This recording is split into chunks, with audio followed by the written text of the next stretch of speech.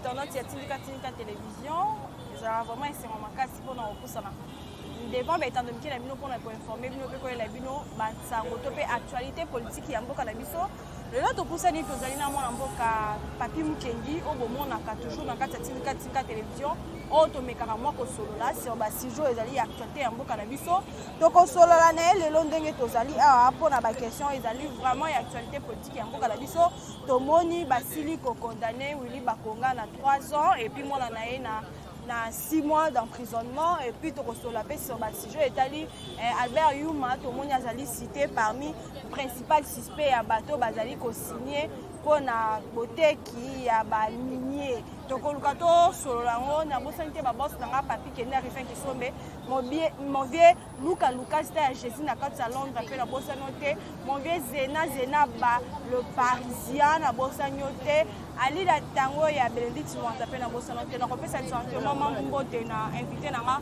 mbote mo na mboka Papi Mukendi mbote mama Sephora journaliste te sango malamu toujours na code ya mboka ya Fati leader incontournable tomoni pe nini Willy Bakonga basili ko condamné na 3 ans d'emprisonnement na mwana ye na 6 mois mais tomoni bande comme ça bi 3 ans les amoutier pour na ye fa 15 même plus to ko 14 ans intervention na ouais mama na condamnation oyo Willy Bakonga azwaki na ndenge bande ko bazozo akeno sentence o ba pesier eza muke ba année wana ba pesier eza muke c'est-à-dire pour na bango il faut azwa plus parce que balobeli makambo ya blanchiment d'argent. Alors Willy Bakonga en première position a condamné pour na makambo ya blanchiment d'argent parce que Willy Bakonga c'était ministre en fonction. Alors Willy Bakonga s'est déplacé sans autorisation il y a chef du gouvernement parce que balobaki na temps oyo gouvernement ezalaki en place te bimisaki arrêté moko na niveau ya cabinet ya présidence de la République balobaki que non avant que un ministre ou bien un fonctionnaire de l'État ou bien un responsable de l'État abima na mboka il faut azwa autorisation ya président de la République ou signature ya premier ministre. Alors Willy Bakonga même pour aller à Kisantu donc ceux qui osent ministre awa en fonction au kende na Kisantu awa te sans autorisation il y a chef du gouvernement ou il y a président de la République parce que c'est lui qui engage la nation. Alors Willy Bakonga c'est permis connaissant que non azaki na problème il y a donc azaki na conflit na justice il s'est permis lui-même donc na cascade pour que akende akima azaki déjà na invitation oyo ezalaki censé yemoko Willy Bakonga à répondre à délégué ba avocat na ye pour que basenga remise wana eza nini eza que Willy Bakonga alobaki que non azalaki na ba difficulté azalaki na ba ennui ya santé. Alors le col esengaki à répondre vendredi à senga remise batinda comparution na ye mardi. Alors natawana c'est-à-dire il y a bandaki déjà arrangé déjà makambo na ye pour que à s'échapper na justice le col ye moko à traverser qui sans autorisation il y a gouvernement yangwana ba pesier sanction oyo ba pesiana eza pona blanchiment d'argent te. Alors eloko mususu na mboka na biso il y a interdiction il y a que mutuako tamble na plus de $10,000 te na poche na ye ou bien ko voyager nango. Alors Willy Bakonga s'est permis ya ko bima na mbongo oyo bazoloba à peu près $15 millions oyo moko abimaki nango. Yangwana ozomona que non l'État s'est basé surtout sur ba infraction ane moko asali en tant que ministre. Donc il est censé connaître la loi parce que tango ba pesa ki balon ce n'est pas seulement des petits des communs de mortels eza pona mutu nyonso balobi constitution na biso balobi nul n'est censé ignorer la loi. Alors comment est-ce que lui qui est censé parce que c'est un intellectuel aza aussi administratif comment est-ce qu'il a été ministre à 3 reprises na mboka oyo. Donc c'est quelqu'un qui a un peu la maîtrise il y a balwa na biso. Alors lui-même s'est permis il y a ko traverser na mbongwana yangwana omoni que non ba pesier sanction na oui problème il y a gratuité et enseignement dans le bandité. Donc dès demain samedi Willy Bakonga na secrétaire général oya EPST oya za peut inviter parce que problème il y a gratuité et enseignement ba condamné qui déjà bateau etoyebi baza à peu près 4 personnes mais baza à plus de 15 personnes oyo baza invité oyo bandaki banani innocent pe bana kati peut-être babi ba misu bazaki ala bazaka parfum ba bimise bango alors que ba tête ya makamba zele la bon libana ouais maman na likambo ya innocence ezanga ete mutu na koloba keno ba innocent baza na kati eza justice na biso nde eko prouver innocence ya bateau d'après oyo bango bako se défendre justice nde ako apprécier alors ceux qui bato bazoloba bato mususu basalaka confusion ya kobenga mutu présumé innocent. Présumé innocent, que non, osa innocent, osa déjà un problème devant la justice. Alors, il appartient maintenant à la justice de nous dire qui est coupable et qui n'est pas coupable. Donc, c'est la justice qui va nous prouver de cette innocence-là, de tout individu. Oh, il y a la justice. Il y a plus de 15 personnes qui ont invité à la justice. Ils vont comparaître en toute liberté pour que bakende pour se défendre devant la justice. Alors, le problème dossier de gratuité et enseignement est que lobby parce que Oyo Bakonga est impliqué. Batu batika ko créer diversion na mitu ya batu. Kozwa ka problème blanchissement d'argent to yebi que non ezo banda de 5 ans à 10 ans. Alors, Baji Joana, ce sont le maître des lois, ce sont des faiseurs de lois. Alors, baza bato baza na expertise na matière ya loi. Est-ce que biso toko tangisa bango loi te poto banda koloba keno oyo sentence oyo sanction ba pesi na Willy Bakonga eza muke il a fallu ba pesa te wana eza façon ya bato oyo baza na kati ya kozape ba action ya chef de l'état et puis information wana ezo uta mingi na radio na bango oyo toyebi wana place information wana eutaka na kotanga yango mais na boyi pona crédibilité na bango ba se respecter peuple congolais ba éviter ko pesa peuple congolais ba formol na bambas oyo bango moko babimisaka na donc bazala na respect tant bazo pesa information il faut bazala na maîtrise ya information oyo bazo pesa et puis basala lango ba analyse convenable oyo zo senga keno batu bayoka makambo oyo bazo loba wana et non des intox oyo ba journaliste oyo bazo sala vis-à-vis ya peuple congolais. Tomoni Albert Yuma azali principal suspect ou bien signateur, il y a un contrat, il y a une vente, il y a une carrière minière. Donc, le 14 mois intervention par rapport à Ndenge Basiliko Kangaye, to Basiliko Tiaye comme principal suspect. Ouais, maman Sephora, Albert Yumaza cité aussi parce que d'après ma révélation, il y a celle qui na Alain Foka na RFI concernant ma carrière minière. Il y a moko ala kisaki ndenge ba minier na biso ezala ki brader en désordre pas au profit des peuples congolais mais au profit des investisseurs ala kisaki bien que no ba investisseurs oyo bazo ya awa pona ko exploiter ba minerais na biso au lieu ba ya ko memela biso ba capitaux bango bazo memela biso ba emprunt donc ba kei ba pesi bango mbongo ya ba intérêt wana yango nde bango bazo ya pona ko investir nango or biso tozana a besoin ya mbongo ya investissement eza oyo capital na bango parce que à partir ya capital na bango oyo bakomema pona ba investissement yango wana nde ekotondisa ba banque na biso ko faciliter biso circulation ya monnaie na dollar pona keno même problème oyo lelo tozana ngo difficulté ya to ya dollar soki mbongo quantité eza ebele na banque na biso mbongo wana eko faciliter circulation wana eko sala keno dollar ezala stable ndenge code ya loi minière ezo senga donc avant d'investir au Congo bazotikela yo 60% 40% ya capital na yo ekozala na banque na biso pour que l'État a investir na mbongo oyo bino boye kotia en tant que ba investisseur mais nazo kende na dossier wana ya Albert Yuma parce que tango alakisi makambo ya Moïse donc alakisi ndenge Moïse Katumbi na Joseph Kabila babandaki ko traiter ba carrière minière na biso abosani bazisema mususu oyo Moïse Katumbi abosani makambo mususu ya bazisema parce que na Congo le Congo a fait plus de 130 gisements eza nini eza place oyo avant ya ko exploiter ba minière bato bayaka d'abord ba expert ya makambo ya ba minerai bayaka na ba appareil ba tester place oyo eza na ba trace ya ma minerai de place bazo benga ba gisement mais Congo azalaki na ba trace wana ezalaki plus de 130 places alors na Jekamine na dilapidation oyo ba mindele ba dilapidaki ma carrière minière na biso na pendant la transition parce que bazwa ki gestion ya ma carrière minière ba pesa ki na ba Union européenne bomoni que non et totikala ki kaka na 3e Moïse Katumbi na entré na ye na pouvoir na 2007 akutaki 3e wana mais azwaki yango pe ye moko aye avec un jeune garçon abengi entrepreneur, c'est lui qui avait fait ces garçons là d'être entrepreneur apesi mbongo asombi ba carrière donc bazizema wana moko asombi yango na $1 million. Après 6 mois, après une année, Moïse Katumbi a revendu ces systèmes là moko na $61 millions. Expertise moko ye ko bima na niveau ya Australie na ba expert ba ye ko sala selon ba étude na bango ba lobi non système oyo Moïse Katumbi ateki na $61 millions et ça na valeur à $61 millions et ça na valeur à $683 millions.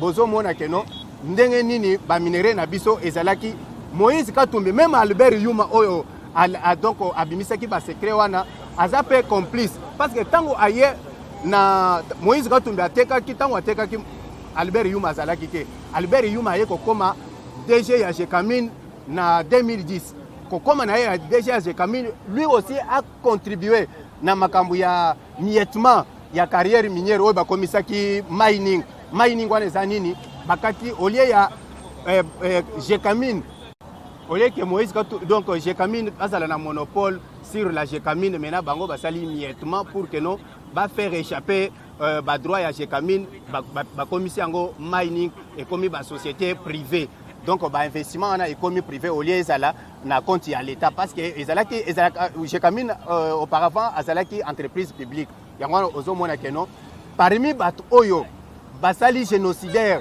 économique na Congo awa parmi les terrorisme économique eza aussi Albert Yuma oyo bazotanga na Kabila na Soriano oyo azana nationalité italienne d'origine juive oyo papa naye azalaka italien d'origine juive maman naye zambienne azana rapport mokote na nationalité congolaise c'est pour cela au moni que non bayaki copier Congo ba ingénieur Congo ensemble avec Kabila même lelo ndenge ye moko akomi komisala un bon homme akomi koloba que non ye aza innocent donc c'est lui qui a fait assez que non ba minéré na biso ezala bradé en désordre Moïse Katumbi ateka bazisema na biso ateka ba carrière minière na biso akei ko pesa cop na Dan Kettler oyo aza donc israélite mutwana yakiawa na ba 2000 avant 2000 avant Moussa Kota awa azaki diamantaire abanda ko somba diamant na Mbujimai na Tikapa et puis na Mbujimai mais après Moïse Katumbi akei pesa cop no mwana mai cop ya ba carrière minière ezofuta yaka tokota kuna batekela ye pe ba carrière minière asomba moko na $600 millions, $600 000 mais après 3 ans 2 ans aye koteka ba carrière wana na plus de $8 millions.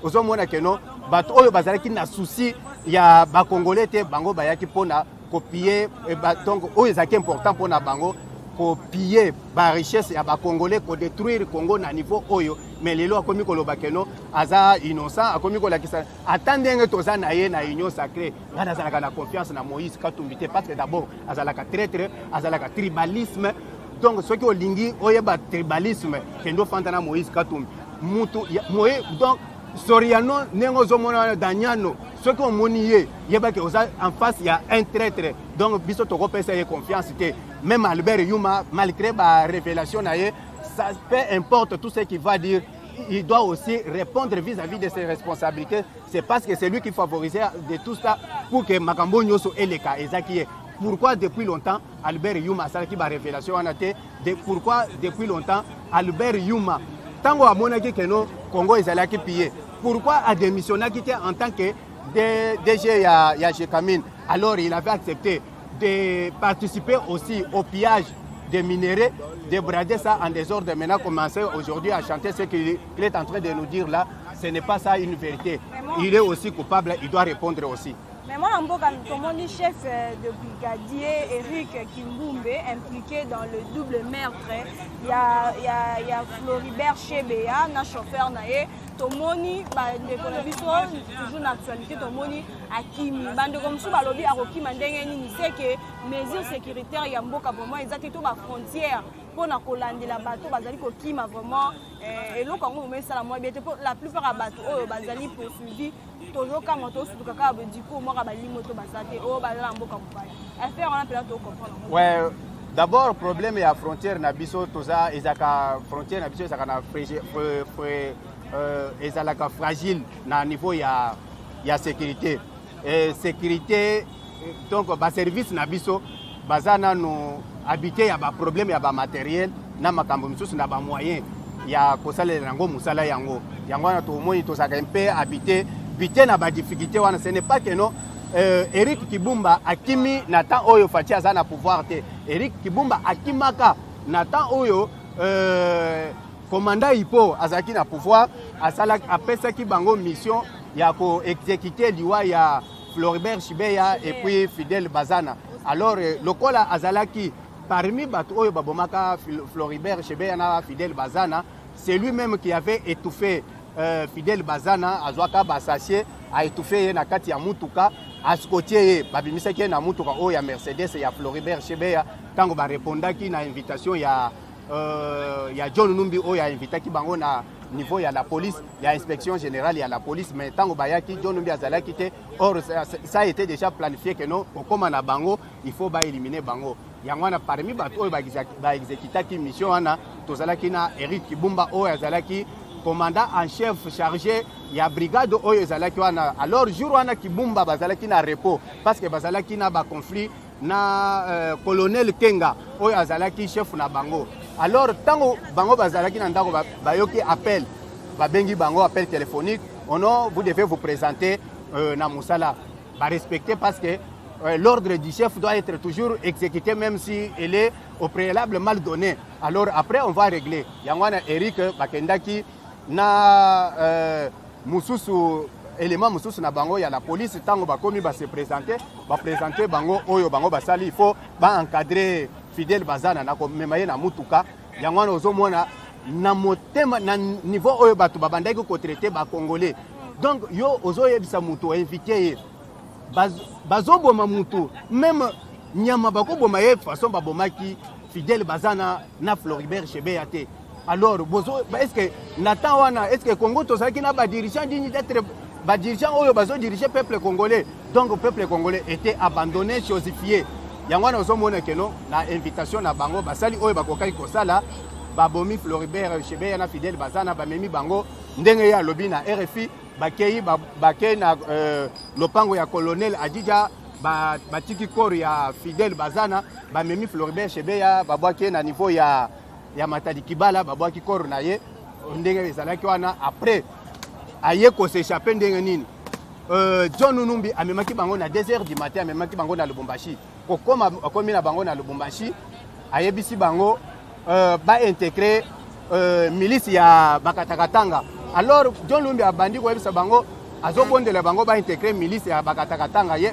bango balobi ke no biso to ko intégrer milice wana te à partir de cela ba comprenaki déjà que bazoluka po baboma bango bazalaki déjà taxé ya que non il faut baboma bango tango bamoni eloko wana que non bapesi bango information que non il faut bosala effort bo s'échapper na justice congolaise ou bien boluka moyen ya kokima nde omoni ba jeune wana bakimi na lelo te bakimaki na temps commandant Ipo azalaki soi-disant président ya mboka oyo yango wana Eric Kibumba akimaki lobby aye kosala ba révélation parce que il est aussi prêt à témoigner il a dit aussi que non l'homme l'orchestre de Bakatakatanga c'est John Numbi oyo azalaki à la base ya ba milice wana ya Bakatakatanga mais tout ce qui dit John Numbi tozomona commandant Ipo oyo alias oyo tozobenga alias Kabila Joseph Kabila oyo moto akomaki Joseph Kabila Kabange na 2001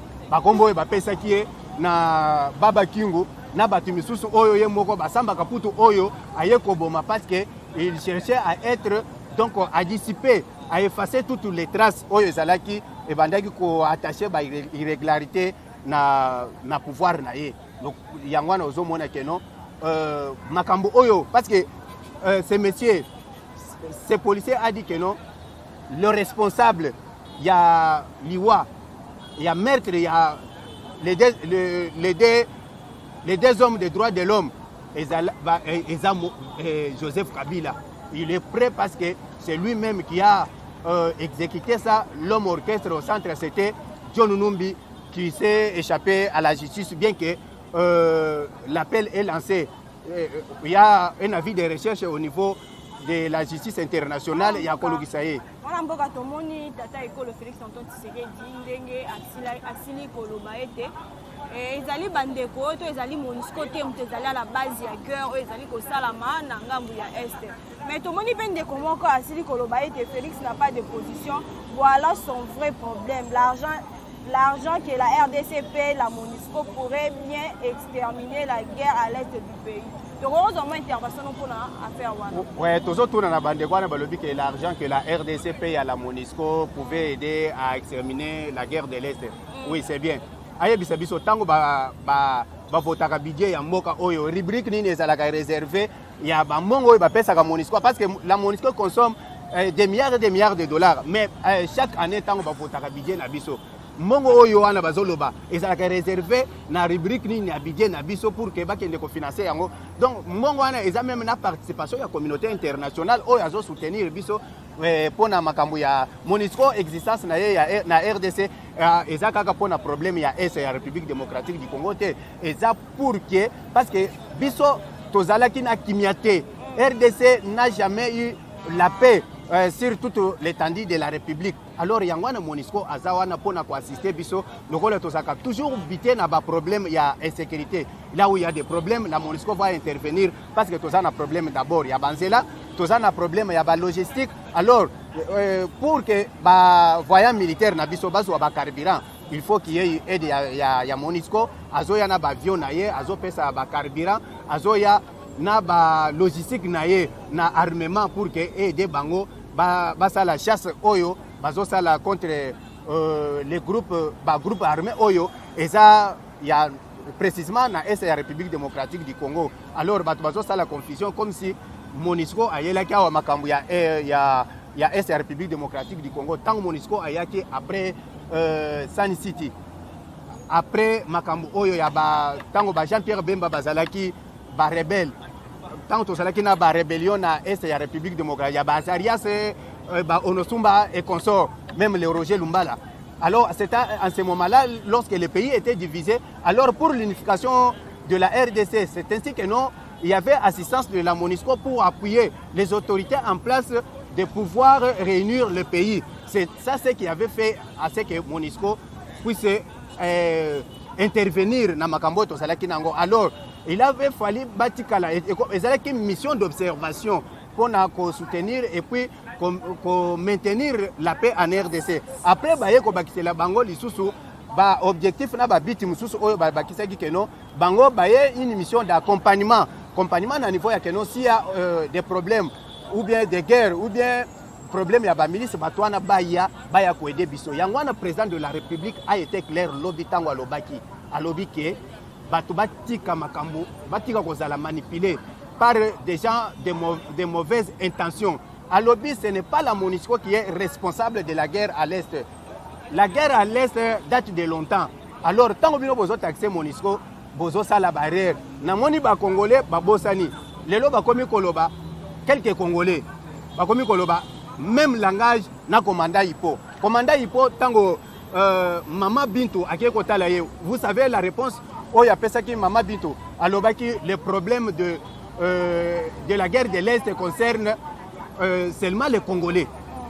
Ça sera résolu par les Congolais eux-mêmes. Est-ce que na contexte où il y a le Belakiwana, na makambo ba Congolais les loba zoloba. Bozo monete bokomi ko partager même vision na Kabila oyo za contre la MONUSCO. Kabila azo bundisa MONUSCO pour ba kende parce que ba yebi keno batu oyo bazo dévaler ba secret belé oyo ba tchaki mal à l'aise de façon que Kabila lunga na pouvoir le lok par rapport il y a ba rapport ba bandai ko pesa il y a exaction na ye. Il y a répression, il y a les Congolais, il y a étouffement, il y a liberté d'expression, il y a les Congolais. Donc, pour les Congolais, expression na bango na droit, donc on a niveau il y a droit de l'homme. Bato basaki musale belé, yangwana Félix Alobaki que non botika bolungwa na manipulation. A sengi na bana oyo babande ko sala manifestation na Beni que non na mairie ya Beni que bazonga na bandako. kimia ekozonga na est ya République démocratique du Congo parce que tango bazalaki na Uhuru Kenyatta awa, il a bien dit que non, on fera une riposte impitoyable et radicale jusqu'à éradiquer à la éradication totale. Il y a ba milice ou ba groupe d'armée oyo bazotia bandeko na biso mal à l'aise na est ya République démocratique du Congo. Alors ce n'est pas dans ce sens-là oyo bango bako bandako manipuler bana wana bana mike bazolalisa bango pona ba intérêt na bango. Maman, tout ce qui se passe là, c'est en complicité avec le militaire national. Toyebi yango, chef de l'État, aza militaire était, bomona ki na formation militaire, bomona ki na kibomango zo sala militaire, mais bazo senga ya kende kuna, akende ko sala nini. Chef de l'État, tango kota ki na pouvoir, azu pouvoir na bic na papier. Donc musala ya matuza ya manduki, totikeli yango ba pinga na biso, boti que le chef de l'État musala ya diplomatie parce que cette guerre va se terminer avec la diplomatie et l'accompagnement de nos voyants militaires qui sont sur le terrain. Adopter bango ba logistique oeza capable ya ko faciliter bango makambo oyo so bazo sala mais boti kaka bozana ba agenda caché chef de l'État akoya kunote akoya na moment oyo moko ko se sentir que non il peut venir rendre visite aux Congolais et oui il est capable d'être partout où lui-même son cœur le pousse à le faire et non dans ce sens-là.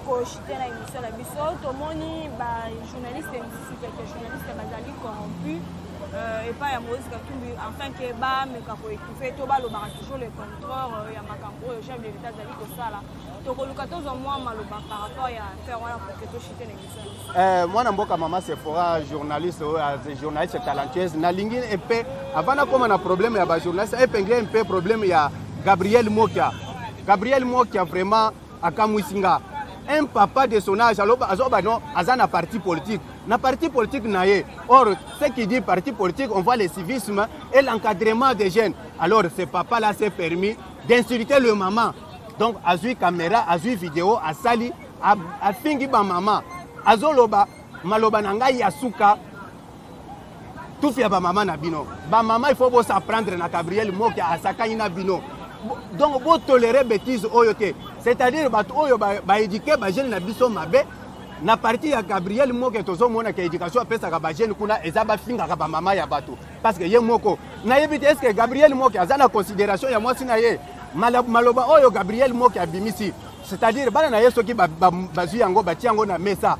Comment est-ce que c'est papa ici de plus de 65 ans peut se comporter dans la société comme ça? Alors Gabriel Mokia makambo oya sali et Kamwisinga, c'est un papa sans manière, immorale, quelqu'un, donc une personne non agréable qu'on ne peut plus supporter. Na sengi Gabriel Mokia attendre tout comme ya président de la République na monokonaye parce que donc il est immoral. Qu'on répète les sources, ce que sur le makambo na yo ya buzoba wana ozanango mauvaise éducation ozwaki depuis ton enfance. Alors kotanga source kombo ya Félix Antoine Tshisekedi na munoko na yote et loko ande na lingaki na la kisabande ko na biso mama pona ba journaliste kamikaze oyo tozana bango na Congo nazoloba il y a des journalistes crédibles parce que natangi ba journaliste nyonso te mais nazoloba pona ba oyo baza manipulé par Soriano Danyano oyo azo se prétendre que la Congolais, or il n'a aucune relation avec le peuple congolais. Donc azo mona que non parce que il sera buté à un problème de nationalité oyo yemoko azo lukanano azala Congolais bisoto boyi ye akotika la jamais ko la Congolais te ozo mona que non a bengi ba journaliste mama ayebisi ba journaliste que atindaki mutu na ye oyo commissionnaire na ye Salomos Kadel atindie a invité ba journaliste na niveau ya hôtel Fatima. Entre ces journalistes-là, tozana oyo bozo benga sango, tozana Israël y actualité. Point 7, toza na ba journaliste oyo nyonso na kotanga ba kombo na bango. Ba misusu il faut ba keba parce que naza na liste na bango.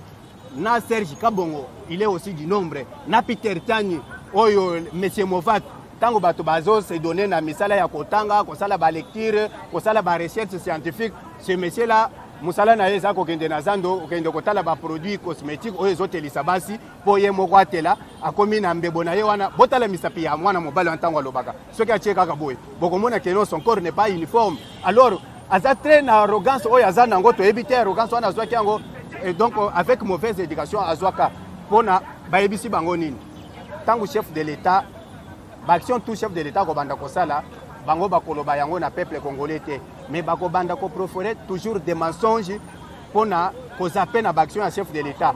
Ba proposer bango, il y a des journalistes qu'on a proposé $9,000, ba misusu bazozwa $6,000, ba misusu ça dépend ya audience ya journaliste na grandeur na ye. Yango ozomona oyo communément appelé sango. Bomoni ye na 2 mois oyo sali mbala moko afongoli chaîne na ye oyo afongoli wana. Aza kamikaze, aza moyibi, mais na sengi yo otanga kitango mutu atanga na mboka oyo eza pour que a contribuer na édifice ya mboka na ye. Mais oyo bino bokomi kosala pour que boza pe na action ya chef de l'État nde musala donc pour que lobby Moïse Katumbi tangu aya ko postuler akoma président na mboka oyo. Maman Moïse Katumbi ozomi kosa. Je l'ai toujours dit, Moïse Katumbi, tu peux tout acheter, mais tu n'achèteras pas la vérité parce que la vérité est têtue. Et puis elle finira toujours par apparaître. Mais même le kouta na yo na ba journaliste wana osombi. Mais yeba ke ozo exposer ba journaliste wana. Lorsque cette vérité qui est têtue va apparaître, ce sont ces journalistes là oyo bakokunda ba carrière na bango. Bino bo exposer ba carrière na bino. Toyebi bino, toyebi tous journalistes, toyebi na ba langage na bino. Nazoloba na radio oya Top Congo ceux qui bossent na information te ou bien ndenge bo bebisaka ba information. Vous vous attaquez ces derniers temps à l'IDPS. L'IDPS c'est mon parti, je ne peux pas tolérer tout ce que nous avons vécu dans ce pays. Na ko tolérer mukolo moko te baya ko zapper na ba action na biso. Bo ça prendre na ba petit parti na bino ya ba malette oyo ba pesa ka bino bambongo biso to ko pesa bino mbongo parce que nous n'avons pas appris à faire la corruption. Alors nalingi na chité muke na ko tangela bande ko na biso oyo lobby article 10 ya constitution pour que to enlever ba malentendu na problème ya nationalité parce que maman il faut être fier d'être congolais. Nazat très jaloux na nationalité congolaise na ko permettre te mutu moko boye awuti aza sa nationalité aye ko sakarana ba congolais et puis aye ko corrompre ba congolais oyo baza na conscience te baza bateka patriotisme na bango. Alors je ne permettrai jamais ça. Yangwana ozomona nazotangela ba congolais article moko kaka ya constitution makambo balobi po tozala clair na makambo ya Soriano. Article 10 na ya constitution na biso balobi boye. La nationalité congolaise est une et exclusive. Elle ne peut être détenue concurremment avec aucune autre nationalité. Mais Tozotuna va continuer. La nationalité congolaise est soit d'origine, soit d'acquisition individuelle. Et congolais d'origine de toute personnalité appartenant au groupe ethnique dont le personne et le territoire constitué ce qui est devenu le Congo, présentement la République démocratique du Congo, à l'indépendance. Une loi organique détermine les conditions de reconnaissance, d'acquisition des pertes et de recouvrement de la nationalité congolaise. Ce qu'on a dit, c'est M. Soriano Daniano. Papa Nayo, aza italien d'origine juive, maman Nayo zambienne. Maintenant toi, relation Nayo na Congo et Zawad. Tobo ite, toza Congo Oyo. Et un pays à charité. Le Congolais, nous avons l'amour de tout le monde. Tout étranger au na Congo, Aza a droit à circuler librement selon ce qui dit l'article 12 il y a notre constitution. Mais Tosengi, bon respecter les Congolais, bon pesa les Congolais droit na bango. Ouais, numéro nanga moi na mboka, eza plus 243 85 13 600 et puis 53. Plus 243, 85, plus 285, 13 600 et puis 53. Na sengi na ba Congolais nyonso et puis na ba oyo nyonso ba kolanda biso na émission oyo ba pesa biso science, bolanda information parce que on est là pour vous et puis nous sommes disposés à travailler et puis à vous rendre service na niveau ya information. Je dis et je vous remercie. Na pesi na ba combattant nyonso ya UDPS na diaspora mobimba place où vous vous êtes trouvé, où vous reconnaissez au nom des Congolais na pesi bino mbote na tondi bino botondi. Je vous dis merci et bye. Bande bande si je fais une télévision, merci pour la vidéo bande nyonso, on a pour koyamba basango na biso. Merci à vos orateurs et à vos partageurs et à vos aimés pour s'abonner à la télévision. Bon, quand tu es pour la vidéo, nous pour la vidéo, quand on m'a vraiment, pour que ça m'a remerciement dans chaque caméraman, moi, je vais le faire pour la montre pour ça. Quand on m'a vraiment, tout le monde est en balance. Bye bye.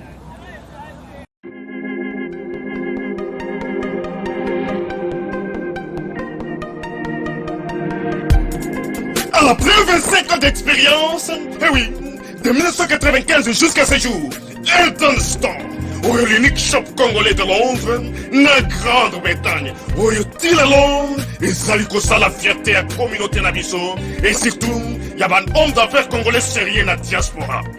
Oh yes. C'est créé Eden Store et Zali Kakamoko, le sérieux, à quel na service qui toko na ba client na ye. Avec ma produit na ye, où il y a première classe, il y a qualité supérieure. Oh, il y a ma bombe à Eden Store. Oh yes, mon client bimbe yeba. Ma maman à Londres va confirmer. Eden Store, c'est le perso des produits cosmétiques. Il y a solo produits originaux. Et yes, les alipes perso, il y a produits alimentaires, naturels et organiques.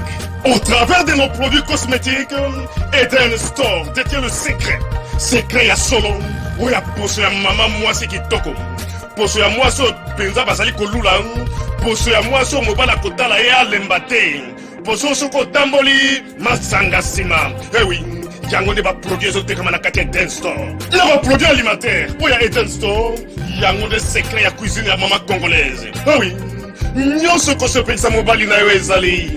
Pondu, matembele, ngai, ndole, fumbwa, ndunda, bilembwe, oyo nyonso penza, oyo kobonga pona cuisine na ezali. Oh yes. Olingi mobali na yo asepela na yo libela na libela. Olingi mobali na yo atalaka yo lokola mwasi azali kolula sika. Oh yes. Olingi mobali na asisa biloko nyonso tielaka ye na mesa. Secret zali kaka moko. Eden Store.